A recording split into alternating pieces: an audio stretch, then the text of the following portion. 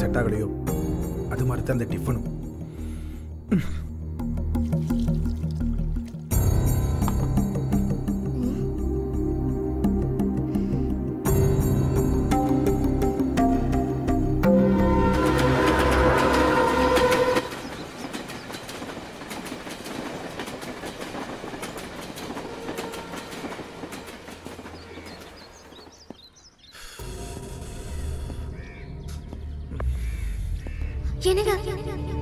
இப்பவே இதெல்லாம் பண்ணணுமா? இல்ல, இப்பவே குழந்தை பெத்துக்கிட்டேன்னா என் அழகெல்லாம் போயிடும். அதுவும் இல்லாம நான் ஃபேட்டா வேற ஆயிடுவேன். ஏன்னா என் ஃப்ரெண்ட்ஸுங்கெல்லாம் அப்படிதான் ஆயிட்டாங்க. அதனால இந்த விஷயத்தை கொஞ்சம் தள்ளி போடலாமா? ஐஸ்வர்யாவை இதுக்கு மேலேயும் கன்வின்ஸ் பண்ண முடியாம தவிச்சுக்கிட்டு இருந்தேன். அவ சொன்ன வார்த்தைகள் எல்லாம் மறக்க முடியாம மீண்டும் மீண்டும் என் ஞாபகத்துக்கு வந்துச்சு. நான் தான் சொல்றேன்ல, கொஞ்சம் புரிஞ்சுக்கோங்க.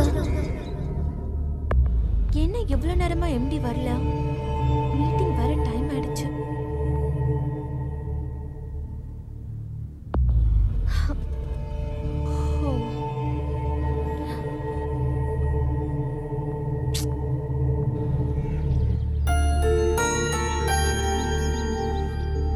Excuse me sir.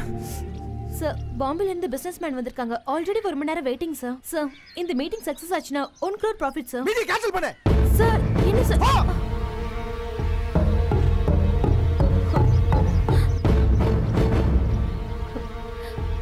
இந்த மீட்டிங்கை நீங்க தான் ஏற்பாடு பண்ணீங்க. இப்போ நீங்களே கேன்சல் பண்ண சொல்றீங்க. என்ன சார் ப்ராப்ளம்? சார், உங்க பர்சனலா இருந்தா கேட்டதுக்கு மன்னிச்சிருங்க.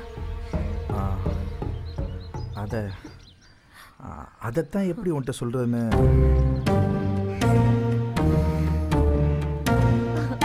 நீங்க நல்ல ஜாலியான கேரக்டர்னு கேள்விப்பட்டேன். ஆனா உங்களை பார்த்தா அப்படி தெரியலையே சார். குழந்தை பெத்தா அழகு குறைஞ்சிருமா? என்ன சார் சொல்றீங்க? உங்ககிட்ட சொல்றதுக்கு என்ன இருக்கு? குழந்தை பெத்தா அழகு போயிடும்னு என் மனைவி சொல்றா. சார், அது அவங்கவுங்க மனநிலையை பொறுத்தது. இது பெரிய பிரச்சனையே இல்லை சார். ஒரு நல்ல சைக்காட்ரிக் டாக்டரை பாருங்க, உங்க ப்ராப்ளம் சால்வ் ஆயிடும். ஒரு பொண்ணோட மனசு இன்னொரு பொண்ணுக்கு தான் தெரியும்னு சொல்லுவாங்க.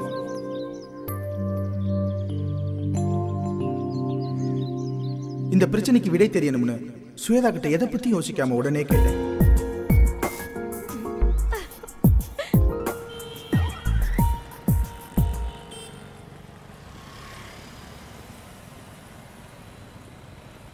சரியா, போய் உட்காரு.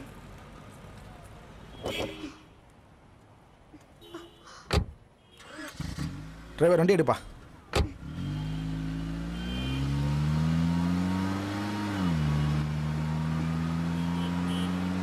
பாகவதம், எப்படி இருக்க? அம்மா அப்பாலாம் எப்படி இருக்காங்க? சாரி கௌதம், உன் கல்யாணத்துக்கு வர முடியல. ஒரு ஆப்ரேஷன் விஷயமா அமெரிக்கா போயிருந்தேன். அப்புறம் சொல்லு. அது வந்து டாக்டர், என் ஒய்ஃபை நைட் அப்ரோச் பண்ணும்போது ஏதேதோ காரணம் சொல்லி தட்டி கழிக்கிறா.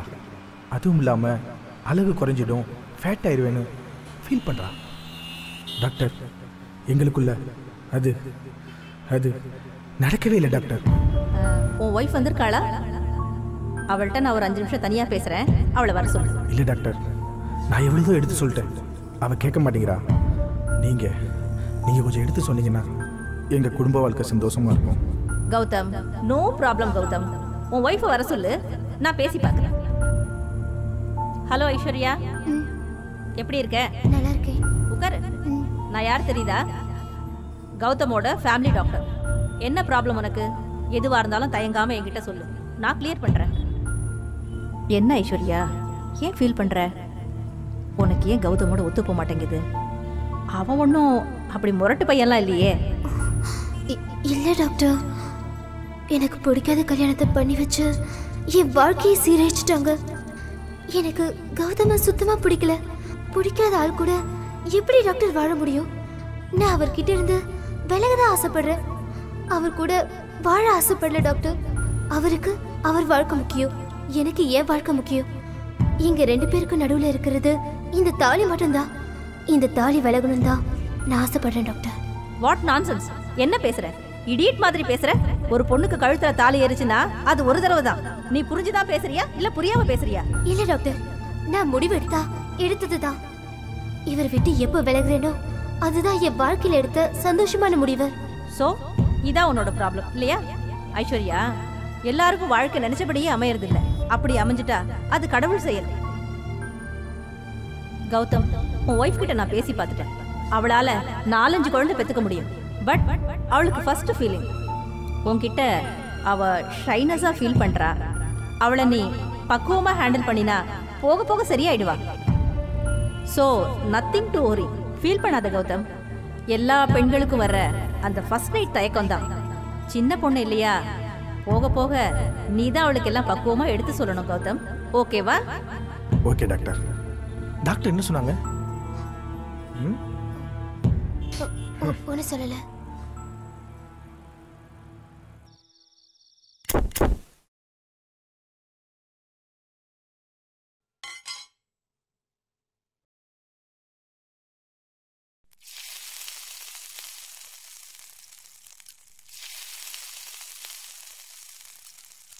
ஹாய் ஐஸ், என்ன இன்னைக்கு சப்பாத்தியா? சாஃப்டா இருக்கு. குட்.